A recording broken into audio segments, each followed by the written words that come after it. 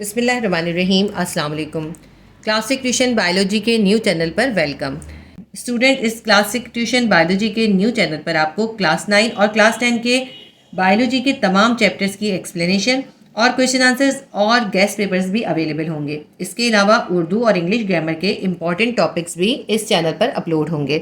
तो आप इस चैनल को ज़रूर सब्सक्राइब कर लीजिए ताकि आप इन तमाम इंपॉर्टेंट टॉपिक्स से और गेस्ट पेपर्स से फ़ायदा हासिल कर सकें। क्लासिक ट्यूशन बायोलॉजी के न्यू चैनल का स्टार्ट मैं बायोलॉजी क्लास 9 के चैप्टर 1 से करूंगी। इंशाल्लाह ताला क्लास 9 के चैप्टर 1 के बाद क्लास 10 का चैप्टर 1 भी अपलोड होगा। इसलिए आप क्लासिक ट्यूशन बायोलॉजी के न्यू चैनल को सब्सक्राइब कर लीजिए और लाइक भी कीजिएगा। तो क्लास 9 के बायोलॉजी का चैप्टर 1 है इंट्रोडक्शन ऑफ बायोलॉजी। बायोलॉजी भी पढ़ते हैं और बायोलॉजी भी पढ़ते हैं। बायोलॉजी के जितने भी इंपॉर्टेंट टॉपिक्स हैं मैं आपको पहले शॉर्टली डिस्क्राइब करूंगी, उसके बाद क्वेश्चन आंसर्स कराऊंगी। सबसे पहले इसका इंट्रोडक्शन है कि बायोलॉजी क्या है, बायोलॉजी कैसे बना। बायोलॉजी जो है दो वर्ड से मिलकर बना है, बायोस और लॉगस। बायोस का मतलब है लिविंग, लॉगस का मतलब है स्टडी या थॉट या रीजनिंग।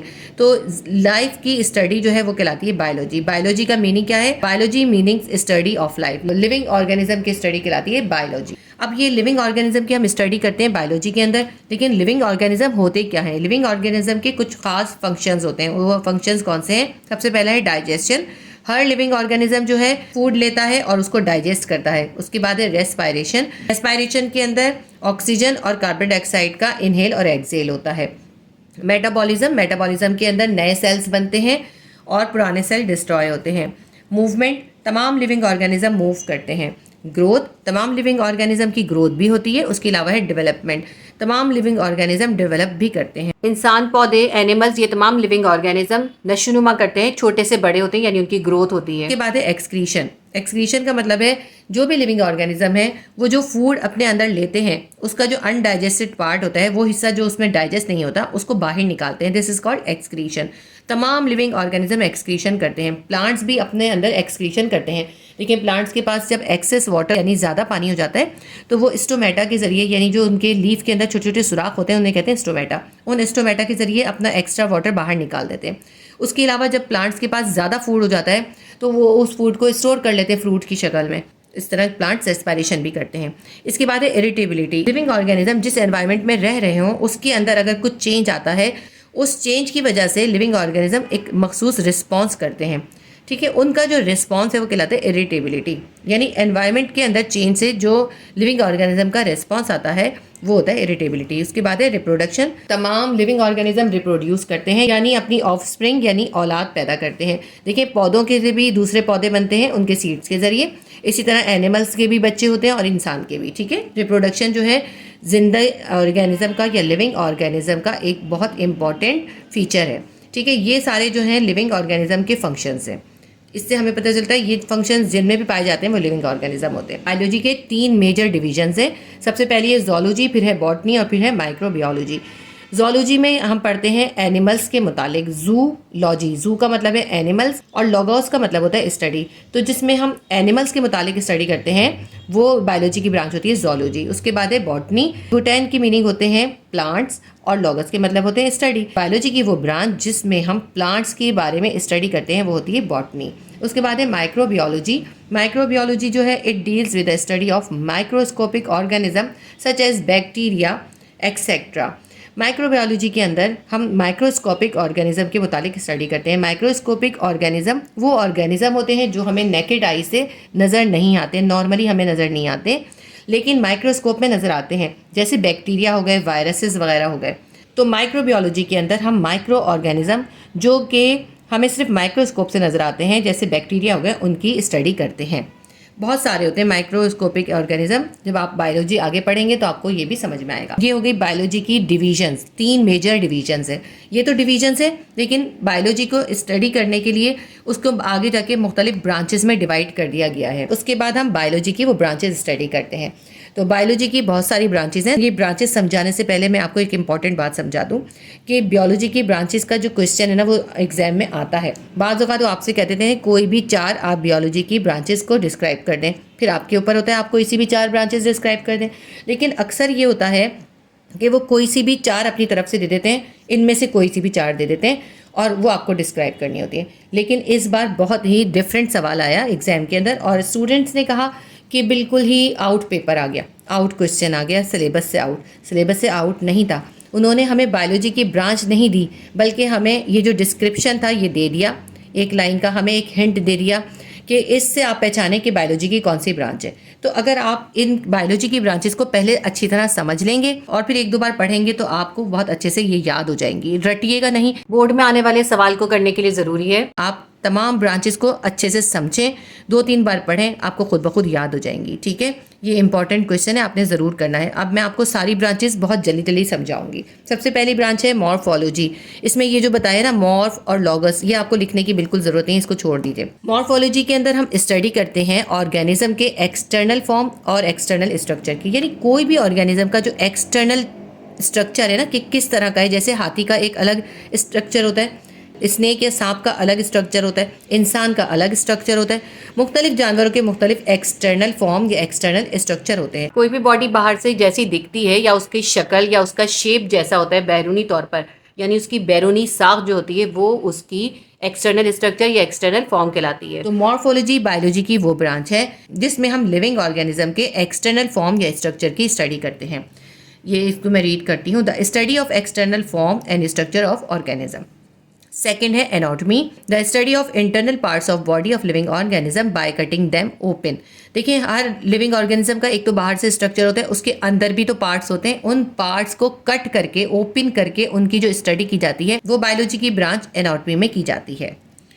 ठीक है, तो एक्सटर्नल फीचर्स हम पढ़ते हैं मॉर्फोलॉजी में और इंटरनल पार्ट्स को, बॉडी के इंटरनल पार्ट्स की स्टडी की जाती है एनाटॉमी में। उसके बाद है सेल बियोलॉजी। यहाँ से हम देखते हैं the study of cell and its organelles.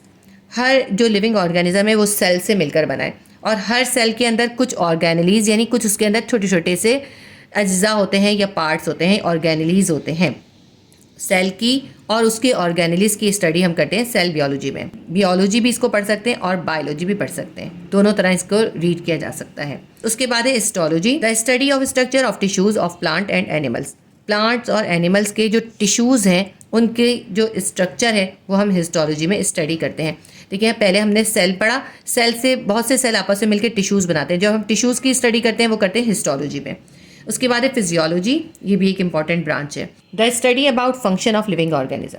Living organism के फंक्शंस भी होते हैं। देखिए हर लिविंग ऑर्गेनिज्म का अपना अपना अलग अलग फंक्शन होता है और उनके मुख्तलिफ बॉडी पार्ट्स मुख्तलिफ फंक्शंस करते हैं, तो उसकी स्टडी हम करते हैं फिजियोलॉजी के अंदर। Taxonomy, the study of the rules principles grouping and naming the living organism. Living organism को जो मुख्तलिफ नाम दिए जाते हैं, उनकी जो ग्रुपिंग की जाती है वो मुख्तलिफ रूल्स और प्रिंसिपल पे की जाती है, तो उन रूल्स और प्रिंसिपल की जो स्टडी है वो करते हैं हम टैक्सोनॉमी में। जब ग्रुपिंग की जाती है, ये नाम दिए जा रहे होते हैं एनिमल्स को या उनकी स्पीशीज़ को नाम दिए जा रहे होते हैं, तो उनके अंदर उनकी प्रॉपर्टीज़ को देखा जाता है कि उनके अंदर कौन कौन सी प्रॉपर्टीज़ आपस में मैच हो रही हैं। जिनकी आपस में प्रॉपर्टीज़ मैच हो रही होती हैं उनको एक ही ग्रुप में या एक ही स्पीशीज़ में रखा जाता है, तो ये स्टडी हम करते हैं टैक्सोनॉमी में। उसके बाद है genetics, the study of heredity that is transferring of characters from parents to offspring. ये जो है जेनेटिक्स, ये स्टडी है हेरिडिटी की। हेरिडिटी का मतलब होता है विरासत में मिलना। देखिए हर एक को अपने पेरेंट्स से कुछ ना कुछ विरासत में मिलता है। जैसे इंसानों को जो उनके फीचर्स होते हैं अपने पेरेंट्स से मिलते हुए होते हैं, तो उनको वो इनहेरिट होते हैं ना, तो तमाम पेरेंट्स से उनकी ऑफस्प्रिंग यानी औलाद के अंदर जो कैरेक्टर्स ट्रांसफ़र होते हैं उनकी स्टडी हम करते हैं जेनेटिक्स के अंदर। देखिए जो एलिफेंट होता है उसका बच्चा हमेशा एलिफेंट जैसा ही होगा ना, उसका इंसान जैसा बच्चा नहीं होता, तो क्योंकि उनके जेनेटिक्स कैरेक्टर्स होते हैं जो कि एक पेरेंट से उनकी ऑफस्प्रिंग में ट्रांसफ़र हो रहे होते हैं। इसके बाद है developmental biology, the study of information and development of embryo. जितने भी लिविंग ऑर्गेनिज्म हैं उनके अंदर जो रिप्रोडक्शन होती है यानी कि उनकी औलाद जो पैदा होती है वो एम्ब्रियो से बनती है। यहाँ तक कि प्लांट्स के अंदर भी एम्ब्रियो बनता है और इंसान और एनिमल्स के अंदर भी एम्ब्रियो बनता है, उससे उनकी ऑफस्प्रिंग या औलाद पैदा होती है। तो ये जो एम्ब्रियो डेवलप होता है वो बनता कैसे है और उसकी डेवलपमेंट कैसे होती है, उसकी डेवलपमेंट और फॉर्मेशन हम पढ़ते हैं डेवलपमेंटल बायोलॉजी के अंदर। Environmental biology, the study of relation between living organism and non living factors of environment and their effect on each other. तमाम living organism non living environment के अंदर रह रहे होते हैं। जैसे कि हम जो रह रहे हैं किसी भी जगह पे, तो हम नॉन लिविंग चीज़ों के साथ रह रहे हैं, इंसान हो या जानवर हो। नॉन लिविंग चीज़ें कौन सी हैं जिनके साथ हम रहते हैं? ये एयर या हवा जो है हमारे इर्द गिर्द, वो भी नॉन लिविंग होती है। इसके अलावा पानी नॉन लिविंग है। इसके अलावा आप देखें तो ज़मीन जिस पे हम चलते हैं, एनवायरनमेंट के जो नॉन लिविंग फैक्टर्स होते हैं, इनके दरमियान और लिविंग ऑर्गेनिज्म के दरमियान एक खास रिलेशनशिप होता है। उस रिलेशनशिप की स्टडी हम एनवायरमेंटल बायोलॉजी में करते हैं। जो एनवायरमेंटल फैक्टर्स हैं, इनका जो ह्यूमन बींग्स के ऊपर या लिविंग ऑर्गेनिज्म के ऊपर जो इफेक्ट होता है, उसकी स्टडी भी हम एनवायरमेंटल बायोलॉजी में करते हैं। देखिए, एयर का अगर कहीं पे हवा ख़राब होती है तो एयर के ख़राब होने का किस पे असर पड़ता है? लिविंग ऑर्गेनिज्म पे असर पड़ता है ना। तो ये जो नॉन लिविंग फैक्टर्स होते हैं, ये लिविंग ऑर्गेनिज्म के ऊपर असर डालते हैं, उनको इफ़ेक्ट करते हैं। उनका इफ़ेक्ट हम एनवायरमेंटल बायोलॉजी में स्टडी करते हैं। इसके बाद है palaeontology, the study of remote past organic life with the help of fossils. देखिए, हमारा एक पास्ट है, जितने भी लिविंग ऑर्गेनिज्म हैं उन सब का पास्ट है। तो पास्ट में जो गुजर गई है लाइफ, चाहे वो एनिमल्स हैं या इंसान हैं, तो उनके फॉसिल्स यानी ढांचों के ज़रिए उनके बारे में स्टडी की जाती है कि वो कितने पुराने हैं और पहले जो लाइफ होती थी उसमें लोग या जानवर किस तरह के होते थे। उसकी जो स्टडी हम करते हैं वो करते हैं पैलेंटोलॉजी के अंदर। अब इसके अंदर देखिए, एनवायरमेंटल बायोलॉजी भी बहुत इंपॉर्टेंट है और ये टेक्सोनॉमी भी इंपॉर्टेंट है और जेनेटिक्स भी इंपॉर्टेंट है। इसके बाद है biotechnology, the study about techniques for manipulation of gene to bring the changes in structure and location of genes to achieve desirable characters is called biotechnology। Biotechnology एक बहुत इंपॉर्टेंट बायोलॉजी की branch है। इसके अंदर क्या होता है? इसके अंदर हम उन टेक्निक्स को स्टडी करते हैं जिसके ज़रिए जीन्स के अंदर चेंज लाया जा रहा होता है। जीन्स का स्ट्रक्चर और जीन्स की लोकेशन को चेंज करते हैं, और ये जो चेंज किया जाता है ना, ये किया जाता है इंसानों की फ़ायदे के लिए। इसके बारे में हम आगे भी पढ़ेंगे। तो जीन्स के अंदर मैनिपुलेशन करना या उसके अंदर कुछ टेक्निक्स के ज़रिए स्ट्रक्चर में, उसके लोकेशन में चेंज लाना अपनी मर्ज़ी के कैरेक्टर्स हासिल करने के लिए, वो हम पढ़ते हैं बायोटेक्नोलॉजी के अंदर। इसके लिए जो ब्रांच है वो है बायोटेक्नोलॉजी। इसके बाद है socio biology, the study of social behaviour of living organism, interaction between themself. देखिए, जो भी लिविंग ऑर्गेनिज्म है ना, उनका आपस में भी तो इंट्रैक्शन होता है। जैसे हमने पढ़ा ना, लेकिन लिविंग ऑर्गेनिज्म का नॉन लिविंग फैक्टर्स के साथ, एनवायरनमेंट के साथ भी एक रिलेशन होता है, लेकिन लिविंग ऑर्गेनिज्म का आपस में भी रिलेशन होता है। जैसे मुख्तलिफ एनिमल्स जब एक जंगल में रह रहे होते हैं, तो एक ही जंगल में रह रहे होते हैं, लेकिन क्योंकि मुख्तलिफ किस्म के होते हैं, तो उनका आपस में भी एक सोशल बिहेवियर होता है। लिविंग ऑर्गेनिज्म का आपस में इंट्रैक्शन को हम स्टडी करते हैं, उनके सोशल बिहेवियर को स्टडी करते हैं सोशियो बायोलॉजी के अंदर। इसके बाद है parasitology, the study of parasite. Parasite की स्टडी हम पैरासाइटोलॉजी में करते हैं। पैरासाइट्स क्या होते हैं? पैरासाइट्स होते हैं वो एनिमल्स या वो लिविंग ऑर्गेनिज्म होते हैं, छोटे भी होते हैं, माइक्रोस्कोपिक भी होते हैं और नज़र आने वाले भी होते हैं, दोनों तरह के होते हैं। ये वो लिविंग ऑर्गेनिज्म होते हैं जो अपनी फूड खुद नहीं बनाते, बल्कि लिविंग ऑर्गेनिज्म से अपनी फूड हासिल करते हैं। जैसे कि इसकी एक एग्जाम्पल जो है, हमारे जो बालों के अंदर जूं होती है, वो अपनी फूड नहीं बनाती, बल्कि वो हमारा खून सक करके अपनी फूड हासिल करती है। ये पैरासाइट्स जो होते हैं, ये उन होस्ट को जिनके ऊपर ये होते हैं उनको नुकसान भी पहुंचाते हैं। ऐसे प्लांट्स भी होते हैं जो कि पैरासाइट्स होते हैं। वो प्लांट्स जो होते हैं दूसरे प्लांट से अपनी फूड हासिल करते हैं और उस प्लांट को नुकसान पहुंचाते हैं, अपनी फूड खुद नहीं बनाते। जैसे पिचर प्लांट जो है एक पैरासाइटिक प्लांट है। इसके बाद ब्रांच है pharmacology, the study about action of drugs. Organic molecule जो कि सेल और उसके ऑर्गेनेलीज से मिलकर बनते हैं, लिविंग ऑर्गेनिज्म के जब सेल मिलके मॉलिक्यूल बनाते हैं, उनकी स्टडी हम करते हैं मॉलिक्यूलर बियोलॉजी में। तो ये आपकी सारी ब्रांचेस हो गई। आपने इसको समझ के कर लेनी है, तमाम को कर लें तो बेहतर है, क्योंकि कोई भी आपको इसके अंदर डिस्क्रिप्शन दे सकते हैं, कोई भी लाइन दे देंगे, इससे आपको पहचानना होगा कि कौन सी ब्रांच है। ये हमारा एक और टॉपिक कंप्लीट हो गया। इसके बाद हमारा जो थर्ड टॉपिक है 1.1.1, relation of biology with other sciences. ये जो बियोलॉजी है ये खुद एक साइंस है, इसका दूसरी साइंसेस के साथ भी रिलेशन है। दूसरी साइंसेस कौन सी हैं? दूसरी साइंसेस हैं केमिस्ट्री है, फिजिक्स है, मैथमेटिक्स है और ज्योग्राफी है और इकोनॉमिक है। इन तमाम साइंसेस के साथ बियोलॉजी का रिलेशन है, ये हम इसके अंदर पढ़ेंगे। ये भी एक इम्पॉर्टेंट क्वेश्चन है और ये आपका क्वेश्चन जो है लॉन्ग क्वेश्चन के अंदर मौजूद है, उसमें भी मैं आपको ये समझाऊंगी, इसलिए अभी मैं आपको इसको बिल्कुल शॉर्टली बताऊंगी। देखिए, बायोफिज़िक्स क्या है? जब लिविंग ऑर्गेनिज्म के अंदर हम फिज़िक्स के रूल्स और फिज़िक्स की चीज़ों को अप्लाई कर रहे होते हैं तो वो बायोफिज़िक्स की ब्रांच बन जाती है। It is the branch of physics in which laws and techniques of physics are applied to explain the process of life.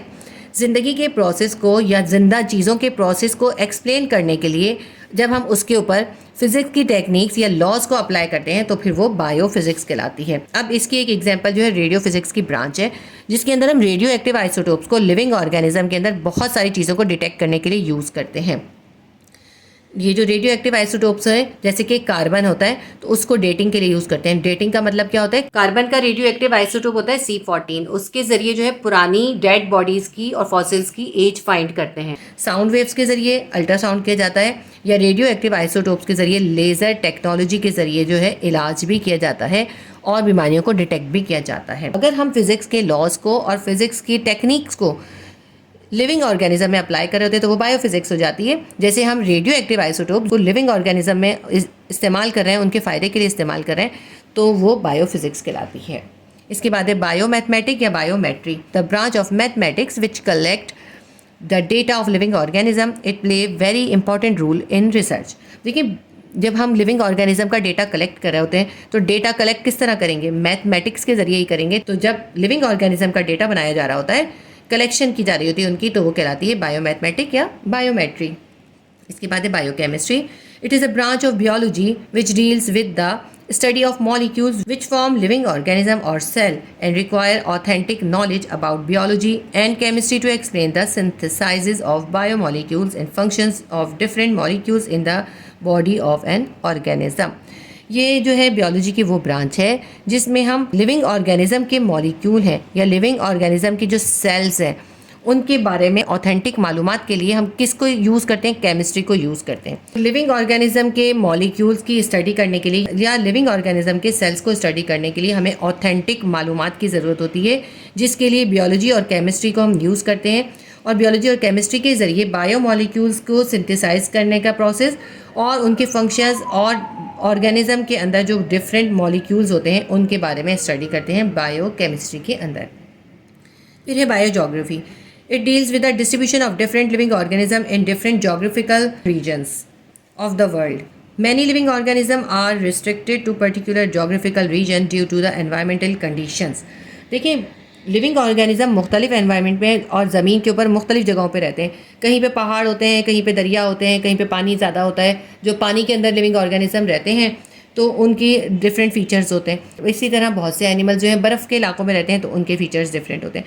तो जोग्राफिकल रीजन की वजह से जो लिविंग ऑर्गेनिज्म के अंदर डिफरेंट फीचर्स होते हैं उनकी स्टडी हम जो करते हैं वो करते हैं बायोजोग्राफी के अंदर। इसके बाद है bio economics. This deal with the economically important organism involve in production, meat production etcetera are calculated for the cost value and profit. देखिए, हम बहुत से एनिमल्स को पालते हैं, उनसे गोश्त हासिल करने के लिए, उनसे डेयरी की प्रोडक्ट हासिल करने के लिए, दूध हासिल करने के लिए, मक्खन और दही बनाने के लिए। ये हम इसलिए पालते हैं ताकि हम इकोनॉमिकल फ़ायदा हासिल कर सकें, ताकि हम उससे पैसे हासिल कर सकें। तो लिविंग ऑर्गेनिज्म से जो चीज़ें प्रोड्यूस हो रही हैं, जैसे मीट है या मिल्क है, वो जो चीज़ें प्रोड्यूस हो रही हैं उनकी कॉस्ट वैल्यू और उनकी प्रॉफिट वैल्यू को जो कैलकुलेट करते हैं वो हम करते हैं बायो इकोनॉमिक्स के अंदर। क्योंकि देखिए, लिविंग ऑर्गेनिज्म को या जानवरों को इसीलिए पाला जाता है ना ताकि उनसे दूध, गोश्त और अंडे वगैरह हासिल किए जाए और उनको सेल करके उनका फ़ायदा हासिल किया जाए। तो हमारा relationship of biology with other sciences भी यहाँ पे कंप्लीट हो गया। उसके बाद जो हमारा नेक्स्ट टॉपिक है वो है 1.1.2 कैरियर्स इन बियोलॉजी। देखिए, बियोलॉजी की स्टडी करके स्टूडेंट्स कौन कौन से कैरियर्स अपने लिए चूज़ कर सकते हैं वो हम इसके अंदर पढ़ेंगे। सबसे पहला है मेडिसिन एंड सर्जरी। मेडिसिन क्या होता है? ये जो डॉक्टरी की फील्ड होती है उसे मेडिसिन कहते हैं। मेडिसिन के अंदर क्या होता है? डायग्नोज करते हैं बीमारियों का और उनका ट्रीटमेंट करते हैं। और सर्जरी में क्या करते हैं? जो भी अफेक्टेड ऑर्गन्स होते हैं या जो ख़राब हो जाते हैं ऑर्गन्स, उनको रिप्लेस करते हैं या उनको रिमूव करते हैं या उनको रिपेयर करते हैं। ठीक है, यही इसमें लिखा है। Medicine deals with diagnosis and treatment of diseases and surgery deals with repair, replacement और रिमूवल द अफेक्टेड ऑर्गन। तो बायोलॉजी पढ़ के आप क्या कर सकते हैं? डॉक्टर बन सकते हैं मेडिसिन की स्टडी करके, या फिर सर्जिकल ऑपरेशंस कर सकते हैं। उसके बाद है agriculture. This deal with the production of varieties of crops, fruit, vegetables, dairy products etcetera. Pakistan being an agriculture country, it can play very important role. Pakistan एक एग्रीकल्चर कंट्री है क्योंकि पाकिस्तान की बरामदात यानी कि एक्सपोर्ट का जो दारोमदार है वो होता है एग्रीकल्चर पे। तो बियोलॉजी की स्टडी के ज़रिए आप एग्रीकल्चर के फील्ड में भी जा सकते हैं, जिसके अंदर आप एग्रीकल्चर के मुतालिक स्टडी करते हैं और आप जानते हैं कि किस तरह से फ्रूट्स की, क्रॉप्स की और वेजिटेबल्स की या डेयरी प्रोडक्ट्स की ज़्यादा प्रोडक्शन किस तरह हासिल की जा सकती है। तो एग्रीकल्चर की स्टडी करके एग्रीकल्चर के फील्ड में जाकर पाकिस्तान के लिए, अपने वतन के लिए और अपने लिए भी काम किया जा सकता है। उसके बाद है horticulture. This is also part of agriculture in which work is carried out for the development of new varieties of plant and their product. Horticulture जो है ये भी एग्रीकल्चर की ही ब्रांच है, बस डिफरेंट क्या है, इसके अंदर हम प्लांट्स की नई वेराइटीज़ प्रोड्यूस करते हैं। तो हॉर्टिकल्चर एग्रीकल्चर की वो ब्रांच है जिसके अंदर हम नए तरह के प्लांट की वैरायटीज़ की डेवलपमेंट करते हैं या उनकी प्रोडक्शन करते हैं। नेक्स्ट है forestry. Forest are the source of biodiversity of plant and animals of many kinds which lives there. It is important in development of new forests as well as preservations of existing ones. Forest जो है बहुत important role अदा करते हैं living organism, इंसानों के लिए भी, प्लांट्स के लिए भी और एनिमल्स के लिए भी। इन सब के लिए फॉरेस्ट इंपॉर्टेंट रखता है। देखिए एनिमल्स की जनरेशन जो होती हैं वो फॉरेस्ट के अंदर ही डेवलप होती हैं, वहीं पे परवान चढ़ती हैं, वहीं पे उनकी ग्रो होती है। इसी तरह प्लांट्स भी फॉरेस्ट के अंदर होते हैं। लेकिन जब फॉरेस्ट ज़्यादा होते हैं, वहाँ पे प्लांट्स होते हैं, एनिमल्स होते हैं, तो वो इंसानों के लिए भी फ़ायदा देते हैं, क्योंकि फॉरेस्ट की वजह से फ्लड ख़त्म होता है। फॉरेस्ट की वजह से ज़मीन के अंदर से जो जरखेज़ी होती है वो बढ़ जाती है। ये तो हो गई फॉरेस्ट की इंपॉर्टेंस। फॉरेस्ट को प्रिजर्व करने के लिए और इनकी हिफाजत करने के लिए एक अलग डिपार्टमेंट है जो कहलाता है फॉरेस्ट्री। बायोलॉजी की स्टडी के ज़रिए आप इस फॉरेस्ट्री के प्रोफेशन के अंदर भी जा सकते हैं, जिसके अंदर आप जो है फॉरेस्ट के अंदर रहने वाले एनिमल्स और प्लांट्स की प्रेजर्वेशन के ऊपर काम करते हैं। नेक्स्ट है farming. In this profession, the development of different kinds of farms takes place, such as fish farm, cattle farm, poultry farm, etc. New technologies are used for the production of animals as source of meat and milk, leather, wool, etc. देखिए biology की study करके farming की field में जा सकते हैं। Farming की field में क्या होता है, आप मुख्तलिफ किस्म के फार्म्स लगा सकते हैं। फिश फार्म लगा सकते हैं, कैटल फार्म यानी गाय भैंसों का, बकरियों का फार्म लगा सकते हैं, पोल्ट्री फार्म यानी मुर्गियों का फार्म लगा सकते हैं, और उसके अंदर आप नई टेक्नोलॉजीज यूज़ कर सकते हैं जिससे एनिमल्स की प्रोडक्शन ज़्यादा होगी। जब एनिमल्स की प्रोडक्शन ज़्यादा होगी तो उससे हमें गोश्त ज़्यादा मिलेगा, दूध भी ज़्यादा मिलेगा और उनकी खाल वगैरह से लेदर और वूल भी हासिल होगा। इसी तरह अगर हम पोल्ट्री फार्म लगाएंगे और पोल्ट्री फार्म के अंदर नई टेक्नोलॉजीज यूज़ करके ज़्यादा एग्स और ज़्यादा मुर्गियाँ हासिल कर सकते हैं। फार्मिंग भी एक वैल्यूएबल प्रोफेशन है। इसके बाद है animal husbandry. This profession is a part of agriculture science. It deals with the care of breeding of animals which are beneficial for man. ये जो है ना, ये भी एग्रीकल्चर की ही एक ब्रांच है, जैसे अभी हमने एग्रीकल्चर में पढ़ा। इसके अंदर क्या करते हैं, इसके अंदर वो एनिमल्स जो कि इंसानों के लिए फ़ायदेमंद है उनकी ब्रीडिंग कराई जाती है, उनको पाला जाता है, उनसे बच्चे पैदा कराए जाते हैं, ज़्यादा से ज़्यादा उनकी जनरेशन निकाली जाती है ताकि वो एनिमल्स जो हैं इंसानों के काम आ सकें। जैसे कि गायों के और बकरों के फार्म होते हैं जहाँ पे ब्रीडिंग करवा के एनिमल्स हासिल किए जाते हैं और इंसानों को उससे गोश्त हासिल होता है, वो उनके लिए, इंसानों के लिए बेनिफिशियल हो जाता है। तो एनिमल हस्बेंड्री यानी कि एनिमल्स की ब्रीडिंग कराने का भी एक बहुत इंपॉर्टेंट प्रोफेशन है जो कि बियोलॉजी की स्टडी करने वाले इसको परसू कर सकते हैं। इसके बाद प्रोफेशन है फिशरीज। फिशरीज भी बहुत इंपॉर्टेंट प्रोफेशन है। This profession deals with the quantity and quality of fish production. Fish is one of the best source of protein. Fisheries जो है ये वो प्रोफेशन है जिसके अंदर हम फ़िश का फार्म लगा के फ़िश को प्रोड्यूस कराते हैं, जिसमें अच्छी क्वालिटी की फ़िश जो है प्रोड्यूस कराई जाती है। ये भी एक बहुत वैल्यूएबल और प्रॉफिटेबल प्रोफेशन है। उसके बाद है biotechnology. This is very important and sensitive profession. ये सबसे ज़्यादा सेंसिटिव और इंपॉर्टेंट प्रोफेशन है। It deal with the manipulation of gene to produce valuable chemical products such as insulin, growth hormones, interferon etcetera from bacteria as well as other. देखिए biotechnology जो है ना, ये सबसे सेंसिटिव प्रोफेशन है और सबसे इम्पॉर्टेंट भी है। बायोटेक्नोलॉजी के अंदर जो है जीन्स के अंदर मैनिपुलेशन करके नई वेराइटीज़ प्रोड्यूस की जाती हैं और कुछ केमिकल्स के ज़रिए जीन्स के अंदर चेंज लाया जाता है। जैसे इंसुलिन जो है, जैसे इंसुलिन दी जाती है जब इंसानों के अंदर शुगर की प्रॉब्लम हो जाती है, उनको इंसुलिन देते हैं। ग्रोथ हार्मोन्स दिए जाते हैं, इंटरफेरॉन के इंजेक्शंस वगैरह दिए जाते हैं। और ये जो जीन्स के अंदर मैनिपुलेशन की जाती है, इसके लिए बैक्टीरिया और दूसरी केमिकल्स भी यूज़ किए जाते हैं। तो बायोलॉजी की स्टडी करने वाले ही बायोटेक्नोलॉजी की ये इंपॉर्टेंट प्रोफेशन को अपना सकते हैं। तो ये हो गए वो तमाम इंपॉर्टेंट प्रोफेशन जो बायोलॉजी की स्टडी करने वाले स्टूडेंट्स परसू कर सकते हैं। ये हमारा ये टॉपिक भी यहाँ पे कंप्लीट हो गया। अब इसके बाद हमारा नेक्स्ट टॉपिक है कुरान एंड बायोलॉजी। जो कुछ हम बायोलॉजी में पढ़ते हैं वो कुरान से किस तरह रिलेट करता है, तो इसके अंदर मैं आपको शॉर्टली समझा देती हूँ। सबसे पहली देखिए आयत है, वजअलना मिनल माई कुल्ली शैइन हय्यी, we made every living thing for water. हमने हर जिंदा चीज़ को पानी से बनाया है, ये इसका तर्जुमा है। तो आपने इसके अंदर सिर्फ तर्जुमा याद करना है। इस आयत से हमें पता चलता है कि ज़िंदगी वाटर बेस है। दूसरी आयत हमारे पास है, and Allah has created every animal from water. Of them there are some that creep of their bellies, some that walk on 2 legs and some that walk on 4.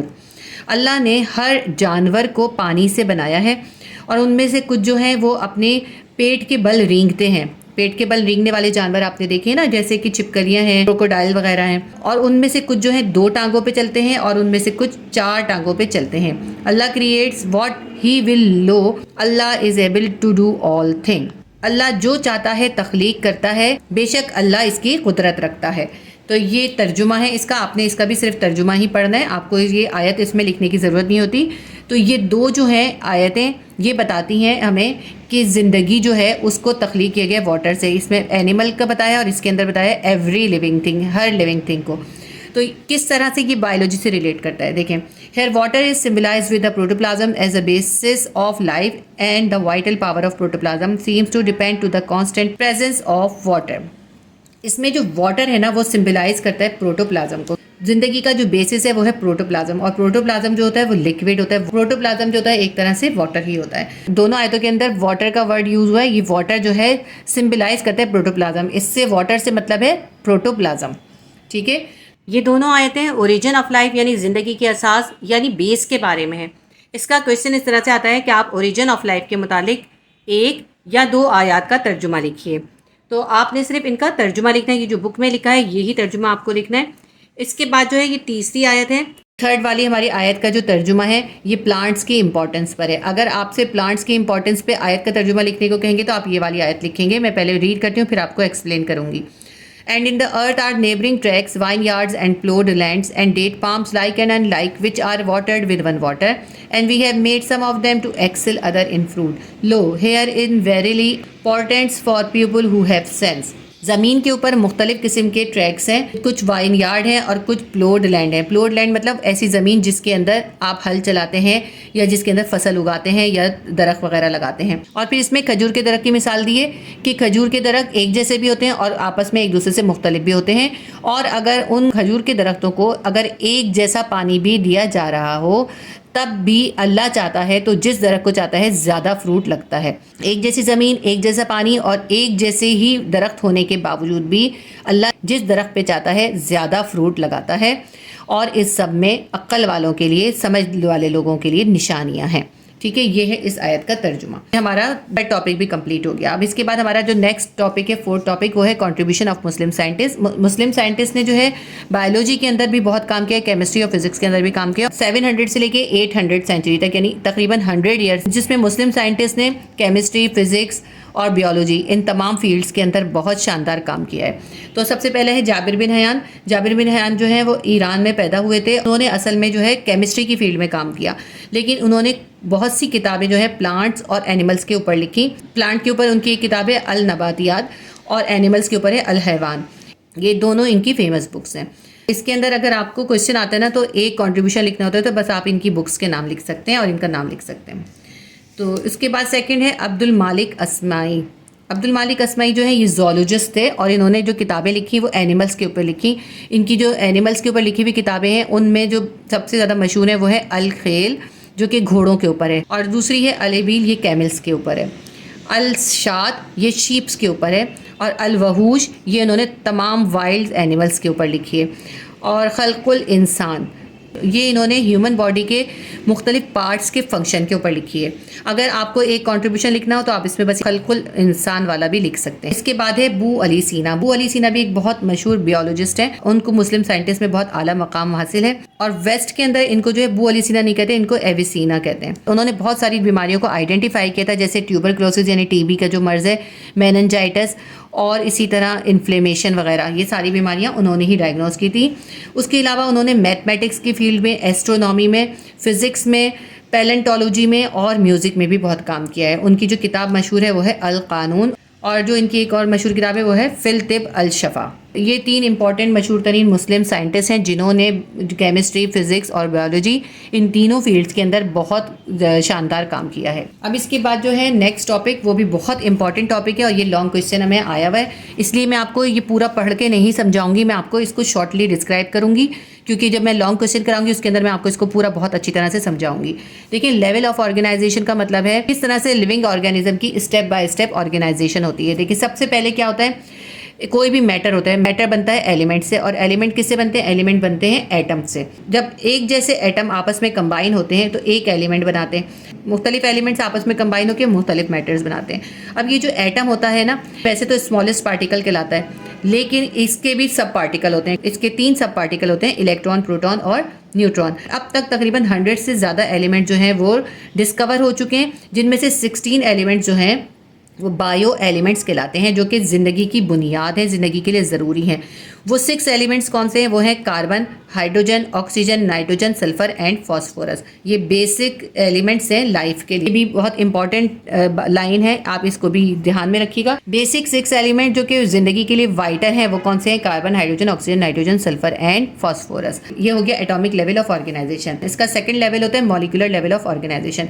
जब पहले हमने एटम पढ़ा, atom आपस में कंबाइन होंगे, molecule बनाएंगे। Living organism के जो मॉलिक्यूल होंगे वो ऑर्गेनिक मॉलिक्यूल्स होते हैं, इसलिए वो बायो मॉलिक्यूल्स कहलाते हैं। बायो मॉलिक्यूल 2 तरह के हैं, एक है माइक्रो मॉलिक्यूल, दूसरा है मैक्रो मॉलिक्यूल। माइक्रो मॉलिक्यूल वो मॉलिक्यूल्स होते हैं जो कि बहुत छोटे छोटे होते हैं, और मैक्रो मॉलिक्यूल्स होते हैं वो बड़े बड़े मॉलिक्यूल्स होते हैं। अब इन मॉलिक्यूल्स की एग्जाम्पल दी है, जैसे ग्लूकोज है, अमाइनो एसिड है, फैटी एसिड है, ये है माइक्रो मॉलिक्यूल। और कार्बोहाइड्रेट, प्रोटीन और लिपिड जो हैं ये हैं मैक्रो मॉलिक्यूल्स। ये जो माइक्रो और मैक्रो मॉलिक्यूल्स है ना, ये ऑर्गेनिक मॉलिक्यूल्स का पूरा एक चैप्टर क्लास 10 के अंदर आप इसका स्टडी करेंगे। माइक्रो मॉलिक्यूल्स आपस में कंबाइन होकर मैक्रो मॉलिक्यूल बनाते हैं, ठीक है। ये हमारा सेकंड हो गया। थर्ड है सेल्यूलर लेवल ऑफ ऑर्गेनाइजेशन। अब ये जो बायोमॉलिक्यूल्स बनते हैं, ये बायोमॉलिक्यूल्स एक सस्पेंशन की फॉर्म में काम करते हैं, आपस में जब काम करते हैं इनकी सस्पेंशन बना लेते हैं। सस्पेंशन यानी एक लिक्विड बनाते हैं। ये लिक्विड जो होता है ये कहलाता है प्रोटोप्लाज्म। अब ये जो प्रोटोप्लाज्म होता है, इस प्रोटोप्लाज्म के अंदर ऑर्गेनिक और इनऑर्गेनिक दोनों तरह की सब्सटेंसेज होती हैं।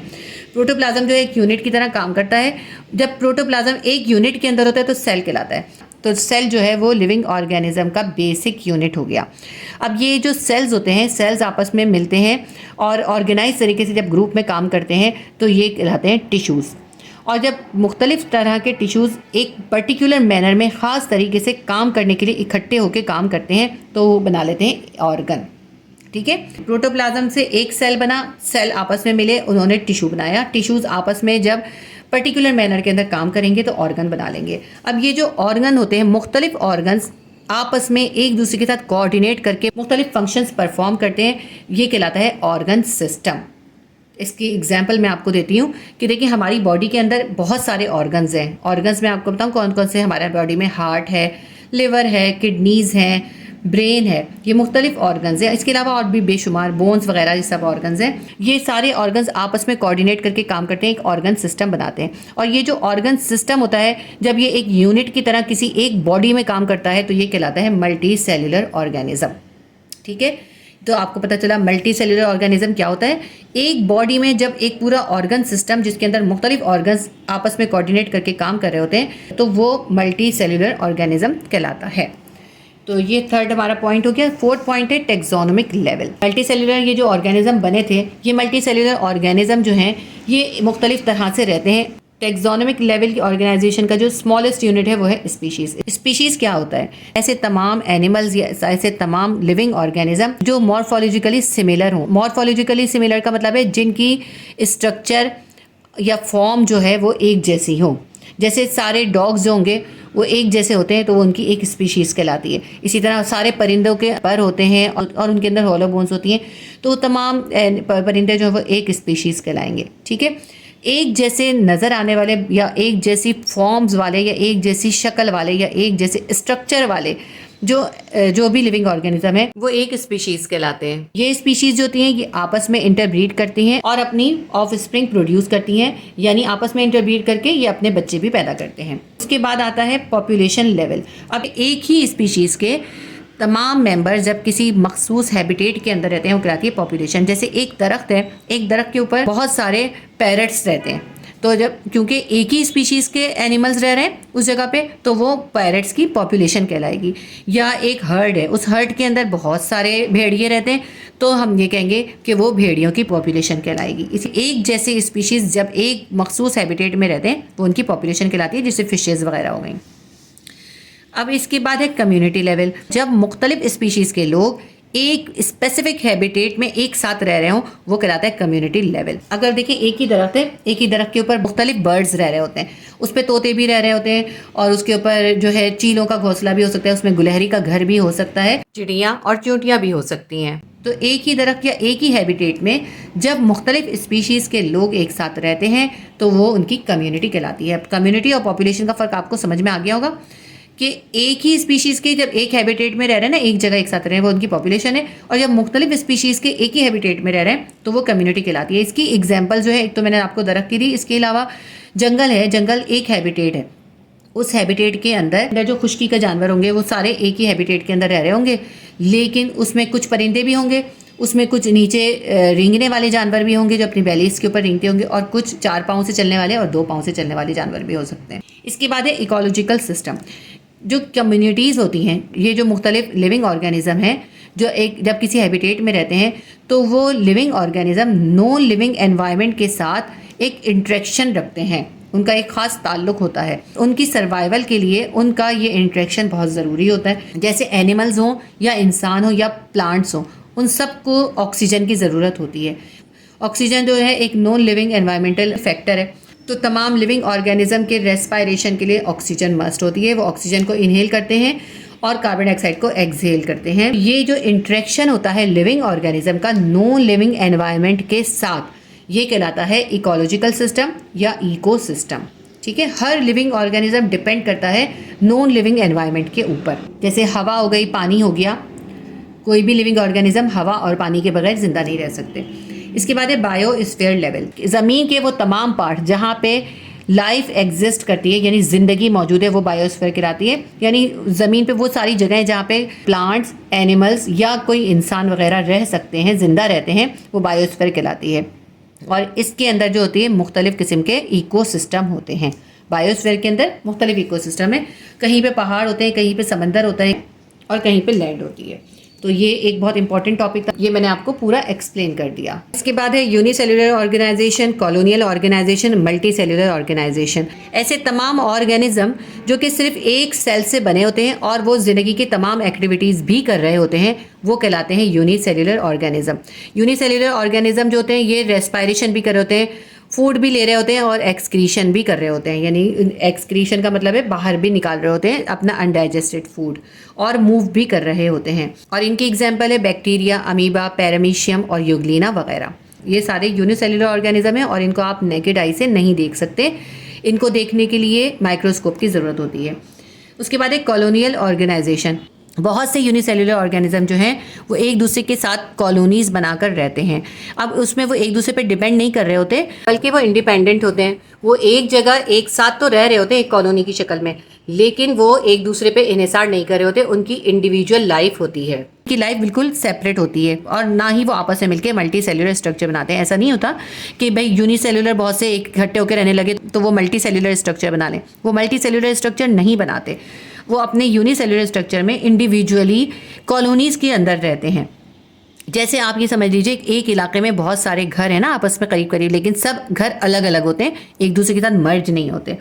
इसकी एक एग्जांपल जो है वो वॉलवॉक्स है, जो कि ग्रीन अल्जे कहलाता है। ग्रीन अल्जा या वॉलवॉक्स जो है ये एक कॉलोनियल ऑर्गेनाइजेशन की एग्जांपल है। आपने देखा है ना पानी के ऊपर अक्सर ग्रीन कलर की एक तह आ जाती है, पानी के अंदर भी आ जाती है, ऊपर भी आ जाती है, वो होती है ग्रीन अल्जा या वॉलवॉक्स। इसके बाद है multi cellular organisation. Multi cellular organisation जो होते हैं बहुत से सेल्स आपस में मिलकर मल्टी सेल्युलर ऑर्गेनाइजेशन बनाते हैं। इसके अंदर इन्होंने फ्रॉग की और मस्टर्ड प्लांट की इसके अंदर एग्जांपल दी है। आप कोई भी एग्जांपल दे सकते हैं। मस्टर्ड प्लांट जो है एक प्लांट है और ये है सरसों का पौधा। सरसों का पौधा जो होता है ये विंटर सीजन में कल्टीवेट किया जाता है। विंटर सीजन के अंदर इसकी कल्टीवेशन करते हैं। इसकी लेंथ होती है 1 मीटर से लेकर 1.5 मीटर तक की होती है, 1 से लेकर 1.5 मीटर तक की होती है।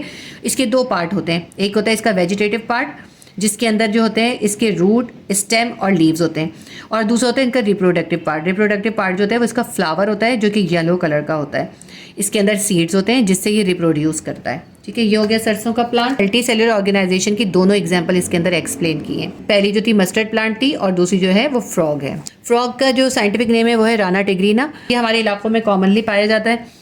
ये पानी में भी रहता है और ज़मीन पे भी रहता है। इसकी बॉडी के 2 पार्ट होते हैं, एक हेड होता है, दूसरा इसका ट्रंक होता है। इसकी नेक नहीं होती। ठीक है, फ्रॉग के बॉडी के अंदर भी बहुत सारे ऑर्गन सिस्टम्स होते हैं और वो ऑर्गन सिस्टम आपस में कोऑर्डिनेट करके वर्क करते हैं। और ये जो है स्मॉल इंसेक्ट्स वगैरह खाता है, और ये जो है आमतौर पे ditches, pools, ponds, stagnant water के पास पाया जाता है, जहाँ पे कीचड़ वगैरह होती है वहाँ पे ये रहता है। ठीक है, ये हमारा जो है ये टॉपिक भी कंप्लीट हो गया। नेक्स्ट एक एक्टिविटी है। इस एक्टिविटी के अंदर आपको जो है फ्रॉग के मुख्तलिफ ऑर्गन सिस्टम दिए हैं, क्योंकि इसके अंदर मुख्तलिफ ऑर्गन सिस्टम है ना, उनके नाम दिए हैं और उन ऑर्गन सिस्टम के अंदर कौन कौन से ऑर्गन्स हैं वो आपको बताए हैं। ये क्वेश्चन भी आ जाता है, इसके अंदर आपको कोई ऑर्गन सिस्टम का नाम दे देंगे और आपको बताने होंगे उसके अंदर कौन से ऑर्गन्स है, या फिर ऑर्गन्स के नाम दे देंगे और कहेंगे आप पहचानें और बताएं कि कौन सा ऑर्गन सिस्टम है। बहुत आसान सा है। ये जो तमाम सिस्टम है ना, ये सब मेंढक के हैं, ये इंसान के नहीं है। तो सबसे पहले डाइजेस्टिव सिस्टम है। मेंढक के अंदर जो डाइजेस्टिव सिस्टम होता है वो माउथ से स्टार्ट होता है। पहले माउथ होता है, फिर बकल कैविटी होता है, फिर फेरिंग्स होता है, फिर ईसोफेगस होता है, फिर स्टमक होता है, फिर small intestine, large intestine, cloaca, liver, gall bladder और फिर पैंक्रियाज। ये सारे इसके डाइजेस्टिव सिस्टम के पार्ट हैं। जब मैं आपको इसके डाइजेस्टिव सिस्टम की डायग्राम बताऊंगी तो उसके अंदर आपको मैं ये सारे पार्ट भी एक्सप्लेन करूंगी। इसके बाद है सर्कुलेटरी सिस्टम। सर्कुलेटरी सिस्टम के अंदर क्या आएगा? सबसे पहले हार्ट यानी दिल आएगा, फिर एट्रिया वेंट्रिकल आएगा, फिर एओर्टा आएगा और फिर वेना केवा आएगा। ठीक है, ये भी हार्ट की डायग्राम में आपको समझ में आएगा। रेस्पिरेटरी सिस्टम है लंग्स, ट्रैकिया और नॉस्ट्रल।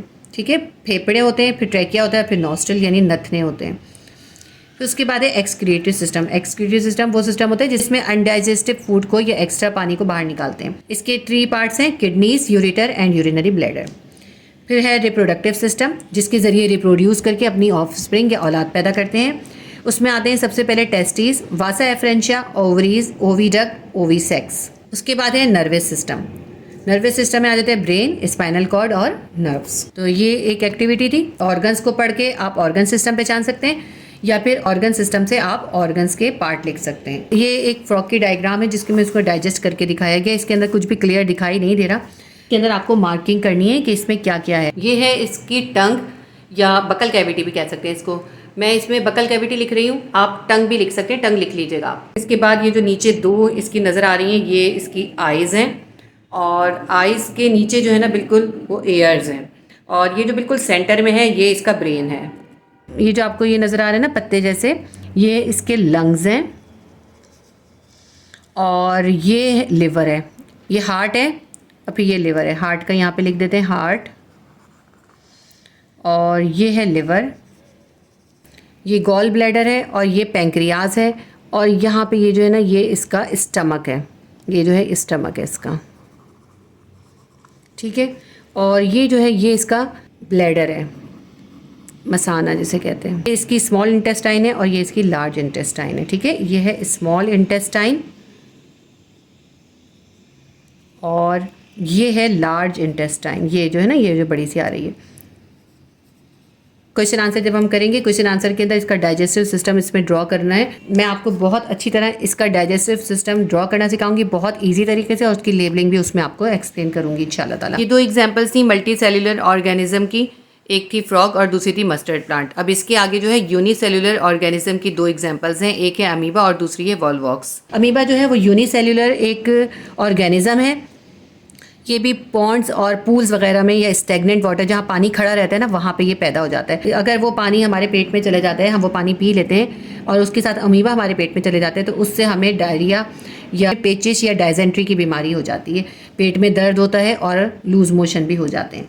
ठीक है, तो ये काफ़ी नुकसान देता है। अगर हम इस पानी को बॉईल कर लेते हैं तो उससे ये ख़त्म हो जाता है, ये मर जाता है। ये बहुत छोटा होता है, सिंगल सेल, एक ही सेल के ऊपर है। समझे ये जो एक डॉट है ना, इस तरह का एक डॉट जितना होता है, लेकिन जब इसको माइक्रोस्कोप में देखते हैं तो ये इस तरह से दिखाई देता है।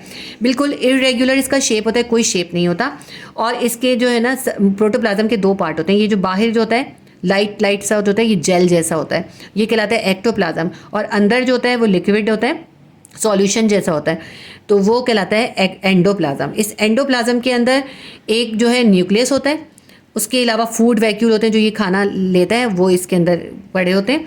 और ये जो है बड़ा सा इसके अंदर एक वैक्यूल होता है जिसके ज़रिए ये अपना एक्सेस वाटर या एक्सेस खाना जो है बाहर निकालता है डाइजेशन के बाद।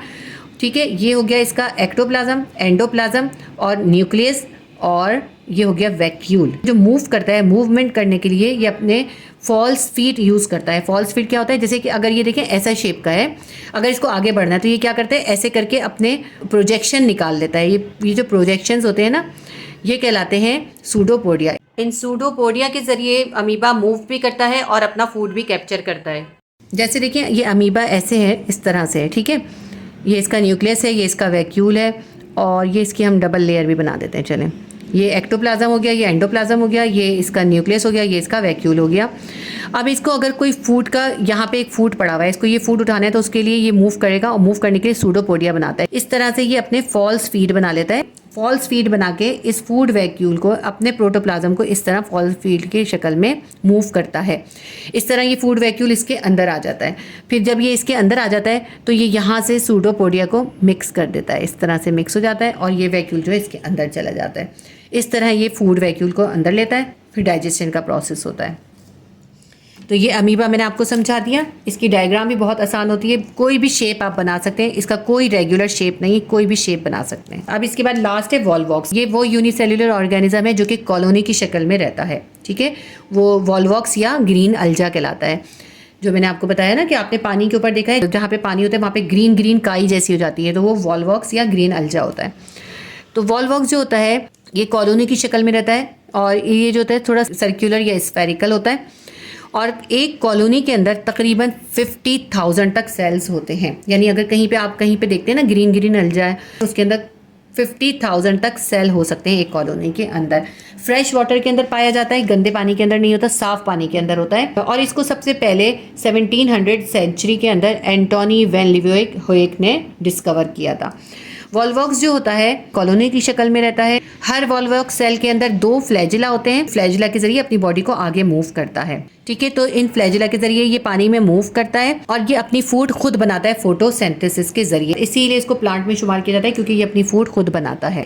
एक्वेटिक इकोसिस्टम का एक बहुत इंपॉर्टेंट पार्ट है। समंदर के अंदर जो एनिमल्स होते हैं, इसकी वजह से उनको ऑक्सीजन की कमी नहीं होती, बिल्कुल हार्मफुल नहीं होता ह्यूमंस के लिए और कोई टॉक्सिक सब्सटेंस इसके अंदर से रिलीज नहीं होता। एक नेचुरल सी चीज़ है और इसका कोई नुकसान नहीं है। लेकिन ये एक्वेटिक एनिमल्स के लिए, पानी में रहने वाले जानवरों के लिए और पौधों के लिए बहुत ज़्यादा ऑक्सीजन प्रोवाइड करता है। एक्वेटिक सिस्टम के लिए बहुत इंपॉर्टेंट रोल प्ले करता है। तो इसके साथ ही हमारा ये पूरा चैप्टर कंप्लीट हो गया। मैंने आपको बहुत शॉर्टली और इजी तरीके से पूरा एक्सप्लेन किया है। उम्मीद करती हूँ आपके लिए हेल्पफुल रहा होगा। इंशाल्लाह ताला मैं नेक्स्ट वीडियो के अंदर आपको इसके क्वेश्चन आंसर कराऊंगी और फिर इसके MCQs भी कराऊंगी। आप चैनल के साथ जुड़े रहिएगा और इस चैनल को आप ज़्यादा से ज़्यादा अपने फ्रेंड्स के साथ और क्लासमेट्स के साथ शेयर करें ताकि ज़्यादा से ज़्यादा स्टूडेंट्स को फ़ायदा पहुँचे। वीडियो को लाइक कीजिएगा और चैनल को सब्सक्राइब कर लीजिएगा ताकि मैं इसी तरह आपके लिए इन्फॉर्मेटिव वीडियोज़ को बनाती रहूँ। अल्लाह हाफिज़।